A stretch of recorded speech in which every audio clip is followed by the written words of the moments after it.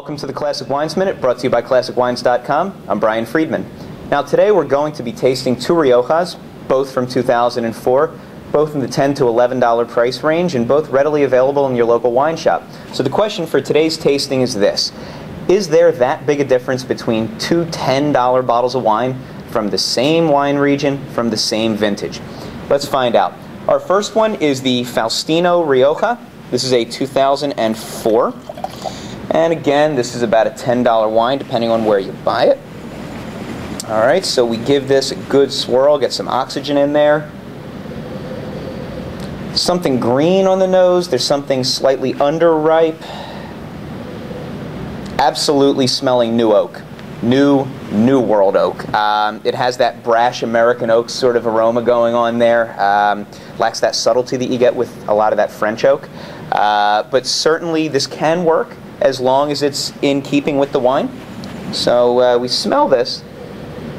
Fruit there seems a little bit sharp. There's a sharpness to it. I'm wondering about the acid in this wine, but we'll see what happens when we taste.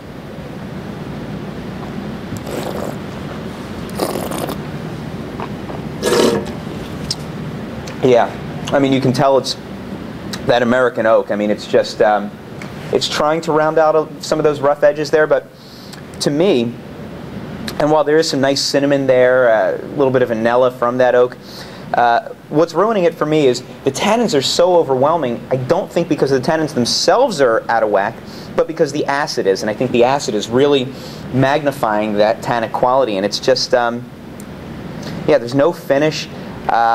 Really not a huge fan of this. I think for $10 we could do a lot better.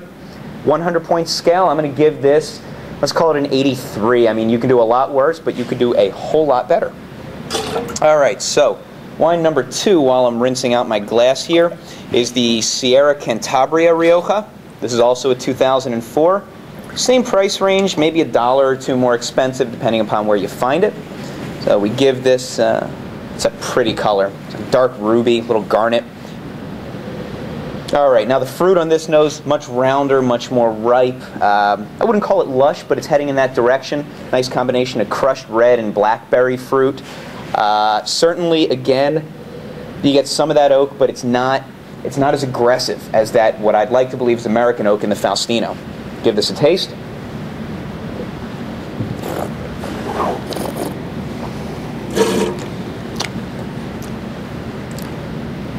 Again, not much in the way of finish, but that ripe red berry fruit comes through, maybe some blackberry fruit.